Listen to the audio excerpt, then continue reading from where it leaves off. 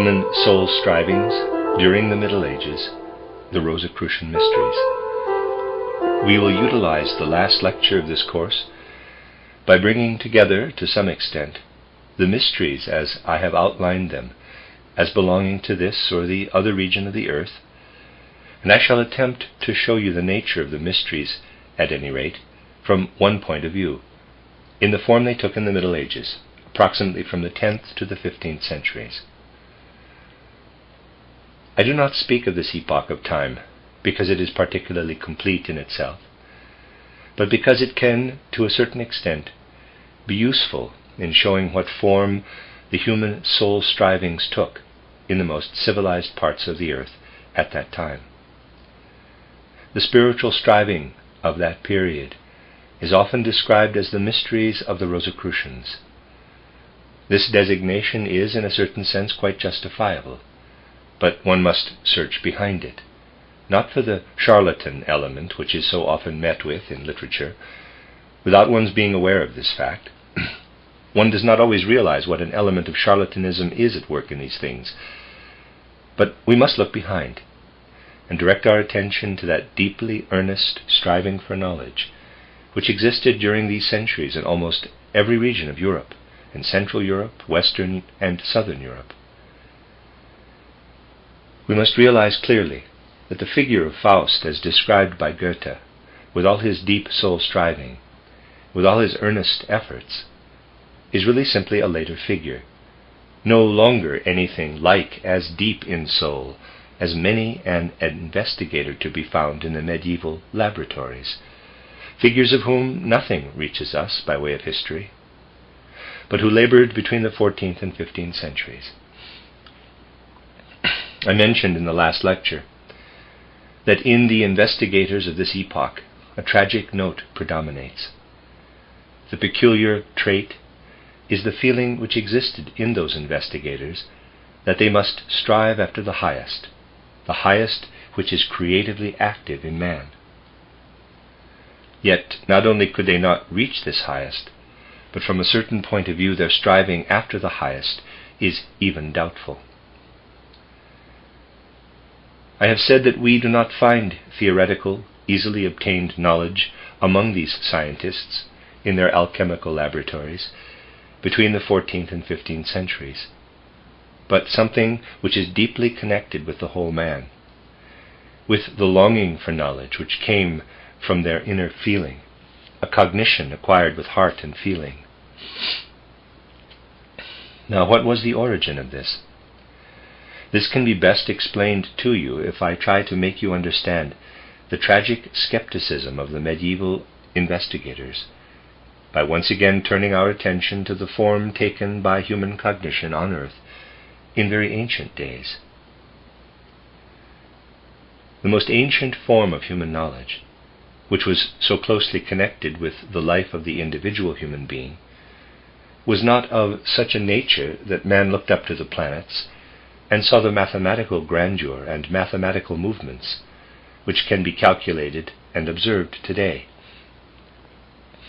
At that time, each planet, as all else spread out in the heavens, was a living being. And not only a living being, but it possessed a soul. Indeed, it was not only an ensouled being, but a being permeated by spirit. Man constantly spoke then of the families of the planets, of the families of the heavenly bodies. For he knew that just as there exists a blood relationship between the members of a human family, similarly there exists an inner relationship between the members of a planetary system. There was a parallelism between the human element and what revealed itself outside in the cosmos. I should like to depict one aspect of what was perceived and known by man in the very oldest mysteries, when he looked up to the sun. At that time there still existed mystery sanctuaries, which were so arranged that there was a specially prepared kind of skylight, so that at certain definite times of the day the sun could be seen through a diminished light. Thus you must imagine that the most important chamber in many an ancient sun temple was that in the roof, in which a skylight was inserted, and a window filled with some kind of material, not glass in our modern sense, but a material through which one saw the orb of the sun in a dim twilight at a certain definite time of the day. The pupil had been prepared in his soul to observe the solar orb with the right feeling, the right mood of soul. He had to make his feeling so receptive, so inwardly perceptive, that when, so to speak, he exposed his soul through his eye, y.e., to the sun orb, it made an impression on him which he could really bring to his consciousness. Now, of course, many people today look up at the sun through smoked glass, but they are not prepared in their feeling to receive this impression which the sun makes as a special impression. But the pupil in these ancient mysteries received this impression of the darkened solar orb after long exercises had been undergone, and this impression was then a quite definite one. A man who, as a pupil of the initiates of the mysteries, was able to have this impression could truly never forget it. With this impression, the pupil also gained something which from that time on gave him more understanding for certain things around him than he formerly had. The attempt was made, after the pupil had been prepared through the majestic and magnificent impression of the sun, to permit the especial quality of the substance gold to work upon him. And through this preparation, through this sun preparation, the pupil was led to a deep understanding of the quality of gold. When one looks into these things, it is really painful to experience the triviality of our modern consciousness, which we find in so many historical works in which we are told the reason why this or the other ancient philosopher allocated gold to the sun, or attributed the same symbol to gold and to the sun.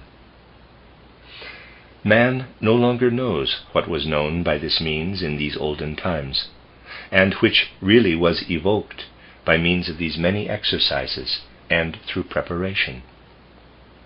I mean that this direction of the vision inward into the dimmed direct light of the sun prepared the pupil to understand the substance gold on the earth. How then did he understand this? After he had undergone this preparation, his attention awoke to the fact that gold is not affected by that which, for the organism, constitutes the breath of life, that is, oxygen, and to which most of the other metals are so thoroughly receptive. Oxygen does not affect or alter gold. This non-receptivity, this obstinacy of gold in the face of that from which man really has his life, made a deep impression on the pupil of the ancient mysteries. Thus he received the impression that gold cannot directly approach life. Now the sun too cannot directly approach life, and it is well that neither gold nor the sun can directly approach life. Then the pupil was gradually led to the fact that because gold has no relationship with oxygen, with the breath of life, that therefore when in a certain dose it is introduced into the human organism, it has a quite special effect on the organism of man. Gold has a quite special relation with the human organism, when, as we have said, it is introduced into it in the correct dose. It has no relation to the etheric body, no direct relation to the astral body. But gold has a direct relation to what lies in human thought, in human thinking. Just consider how far removed thinking lies from human life, especially in our modern age. A man can sit down like a piece of wood and think quite intellectually. He can think quite livingly in an intellectual way. But on the other hand, he cannot, by thinking, bring about any change in his organism. Man's thinking has become more and more powerless.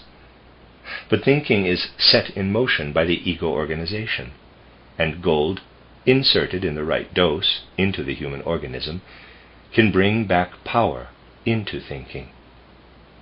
It restores to thinking the power to work down into the astral body and even into the etheric body. Thus thinking can be animated by gold.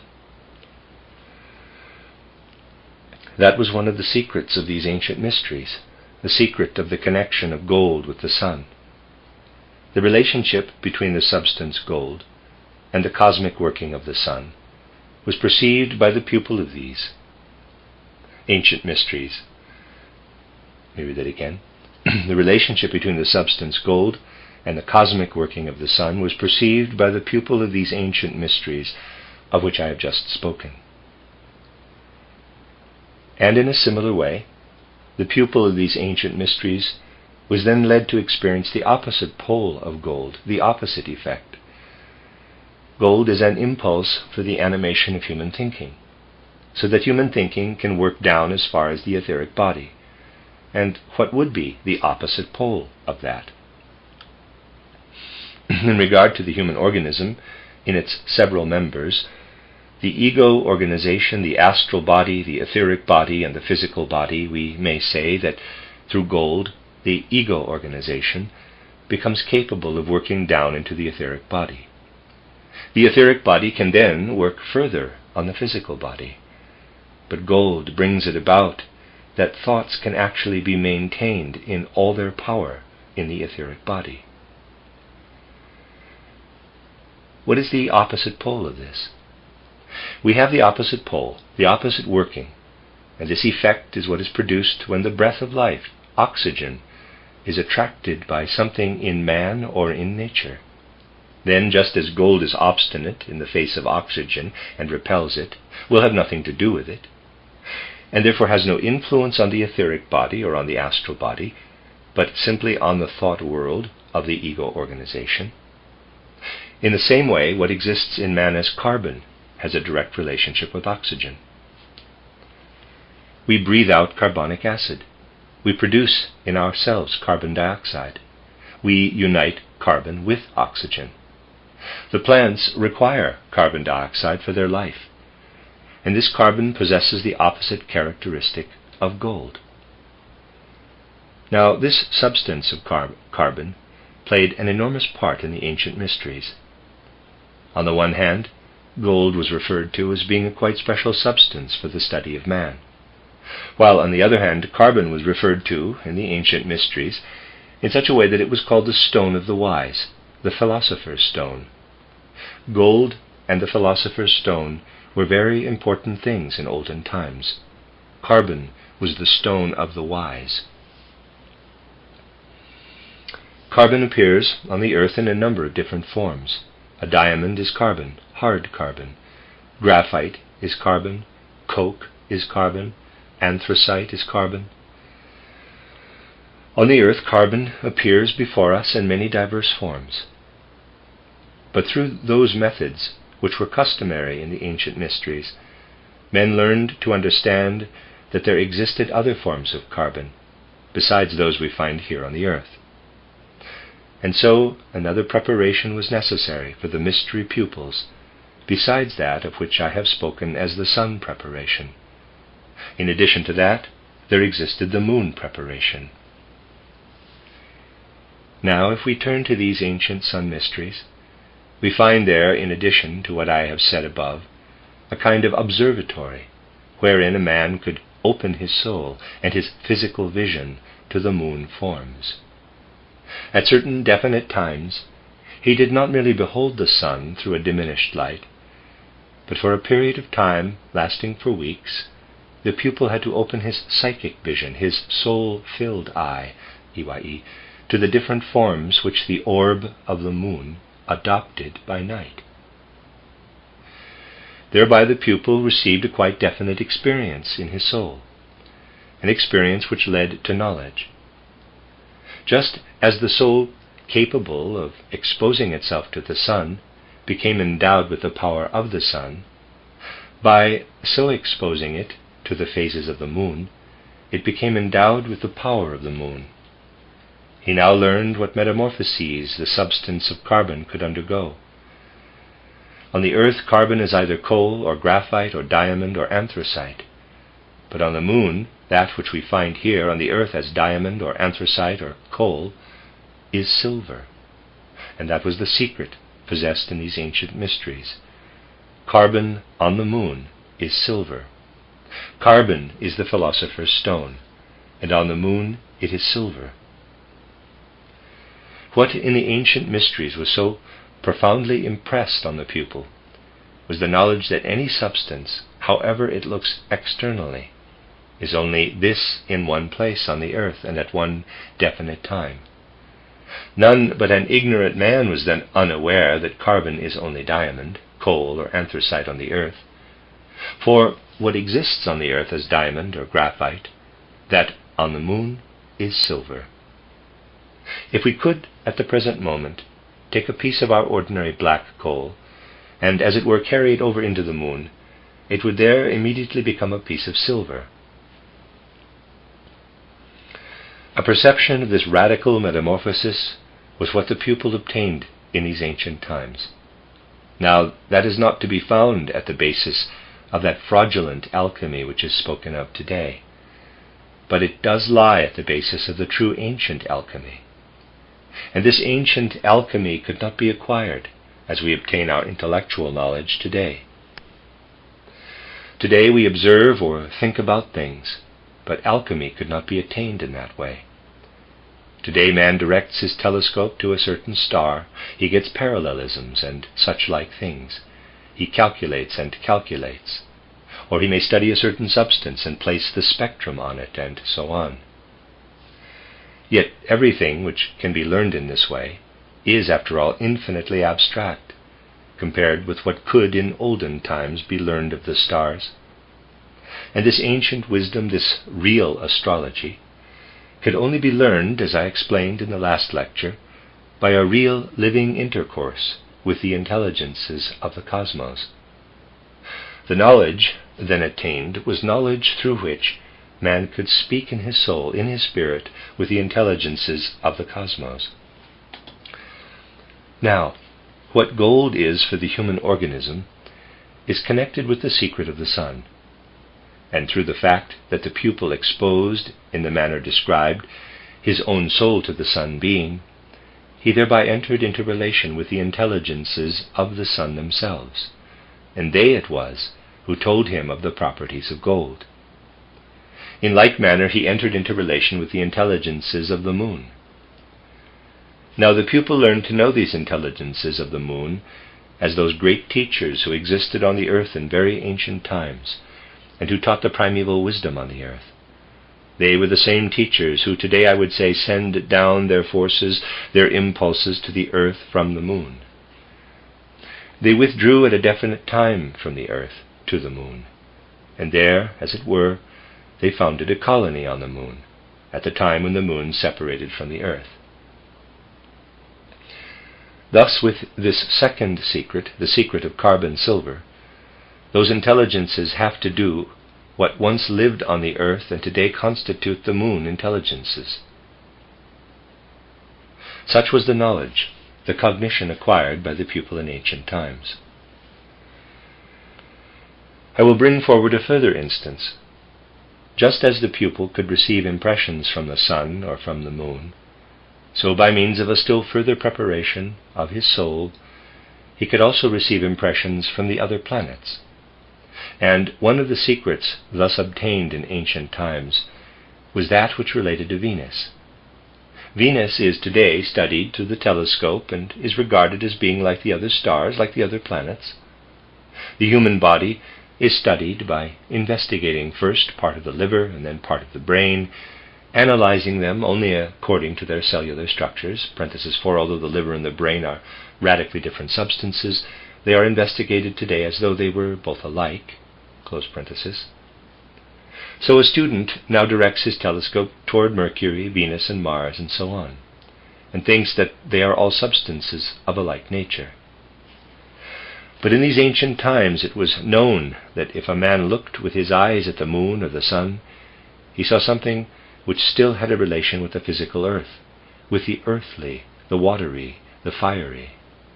While if he extended his observation to the moon in a spiritual way, he came to the ether. If, however, he extended his observation to Venus, he came to a spiritual world, a purely astral world. What we see as the physical Venus is, in a sense, simply the external sign for something which lives and works in the astral light. The physical light of Venus is something quite different from the sunlight, for instance. For physical sunlight still has a relationship with what can live on the earth as the light which belongs to the earth. But as regards the light from Venus, it is childish to think that it is simply reflected sunlight, for the light from Venus shines out from the spiritual world. If the pupil exposed his soul nature to this light, he learned to know what intelligences were connected with Venus. Now these are the intelligences who, I might say, live in continual opposition to the intelligences of the sun. And a great role was played in the ancient mysteries by this opposition between the intelligences of Venus and the intelligences of the sun. It was then said, with a certain justice, that there was a continual conflict between the Venus intelligences and the sun intelligences. There existed a starting point for such a conflict when the Venus intelligences first began to combat the intelligences of the sun. Then there followed intensifications, and through this conflict there came about catastrophes and crises. In that interval which lay between an opposition and a catastrophe or crisis, occurred, as it were, a section of that great conflict which really takes place in the spiritual world, but which only appears in its external symbol in the astrological and astronomical relationship between Venus and the sun. That which then took place occurred in successive phases. Now no one can understand what lives on the earth as inner impulses of history if he does not know of this conflict between Venus and the sun. Because what takes place here on the earth as conflicts and battles, what occurs here in the course of the evolution of civilization, is simply an earthly picture, an earthly copy of this Venus solar conflict. This was well known in the ancient mysteries. Such knowledge existed then because there was a relation between human beings on the earth and these spiritual beings, these intelligences of the cosmos. Then came that epoch of which I have spoken to you, the epoch from the 10th to the 15th century after Christ. The medieval investigators, in their alchemical laboratories, were no longer able, as humanity evolved, to reach up to the cosmic intelligences. They could only get as far as the spirits of nature. And while these alchemical investigators made certain alchemical experiments, of which I gave an instance in the last lecture of the particular transformation of oxalic acid into formic acid, while these medieval investigators made numerous experiments of this kind, which should reveal to them the working and weaving in the processes and things of nature, they could only do so when they had prepared themselves in the right way, through that spirit of piety of which I have spoken. Having done this, however, then, through their experiments, the spirits of nature could speak to them. Let us realize clearly the situation in which such an investigator found himself. Such an investigator stood in his laboratory. He said, quote, "Here I have in my laboratory substances, retorts, kilns. I make various experiments. When I direct my questionings to nature through my experiments, there enter my laboratory, quite visibly, the nature spirits with their revelations." Close quote. This occurred as late as the 15th century, that the nature spirits appeared to the Rosicrucian investigator, who was rightly prepared. This really occurred. But he knew from external knowledge that in olden times it had been possible to reach out not merely to the nature spirits, but to the higher cosmic intelligences, to those intelligences who spoke of the gold secret in connection with the sun, of the silver secret and the carbon secret in connection with the moon, of the historically important Venus secret, etc. True, this medieval alchemist knew all this from information imparted by tradition, but that was not the important thing. He who has been under the influence of the spiritual world, to him historical documents are not so terribly important as they are to modern materialistic times. One is always so astonished to find how infinitely important it is for many people when something like the Dinosaurus is found in the desert of Gobi as recently. That is an important find. But these are not only broken fragments, whereas we may really enter into the secrets of the cosmos in a spiritual way. Historical documents were therefore certainly not such as deeply to affect these medieval investigators. But in another way, the medieval alchemist acquired the knowledge that it had formerly been possible to attain this cosmic cognition, but that now they could only reach the spirits of nature, the spirits behind the elements, when certain observations of nature were made or certain experiments performed. That is, when these investigators approached the sphere of the spirits of nature, then certain spirits of nature came around them and told the investigators that there formerly existed human beings who stood in connection with the cosmic intelligences. It was a deep, piercing pain to the investigators when the spirits of nature spoke to him of a former age, in which man himself was able to come into connection with the intelligences of the cosmos. So these investigators had to say, quote, "These spirits of nature tell of a still earlier age, now vanished into the abyss of human knowledge and experiences." Close quote. Thus this gift of the medieval alchemist of access to the spirits of nature was really of a dubious nature. While, on the one hand, they could come to the spirits of nature, to the spirits of the air, water, and fire, and could approach them in all their living reality, on the other hand, there were some amongst these spirits who told the investigators, and this information crushed them, how at one time humanity not only stood in connection with the spirits of nature, but with the living intelligences of the cosmos, with whom the spirits of nature still stood in connection, but with whom man could no longer get into touch. That was the feeling of these medieval alchemists, and it often came to expression in a much grander, much more tragic way, even than we find in Goethe's Faust, beautiful and mighty though that is. That utterance which Faust addressed to the moon, the silver shining light of the moon in which he seeks to bathe, this Faust utterance would have been made in a much more intense manner by the investigators of the Middle Ages, when the spirits of nature came to them and told them about the secrets of carbon, the secrets of silver, that secret which again is closely connected with man. What was it then that man experienced in ancient times in this connection? He experienced not merely how gold is connected with the sun, but how gold works in man, how silver and carbon work in man, and how other metals related to the other planets work in man. In olden times, man experienced these things in the very circulation of the blood in his body. He experienced them in a conscious way. He felt the blood streaming and working through his head, and at the same time he felt this as allied to a picture of the whole earth. He really experienced that when he felt the blood, streaming up through his head. And there in that sphere where the head is not enclosed by the bones, where it opens itself downward toward the breast, man felt a copy in miniature of what ascends from the earth in the atmosphere. Thus, in that which man learned from the cosmos outside, he recognized that which he transmuted in his own organism. He could follow the planet in its passage through the various organs of the body. We find here a confirmation of Mephistopheles' lines in Goethe's Faust, which are written in such a penetrating way, quote, "Blood is a very special fluid," close quote, because in its various metamorphoses our blood really reflects those metamorphoses which are so magnificent, the change from carbon to silver. All this lives in man's blood. So the medieval investigators experienced this loss of the knowledge of the cosmic intelligences as a loss of his own humanity.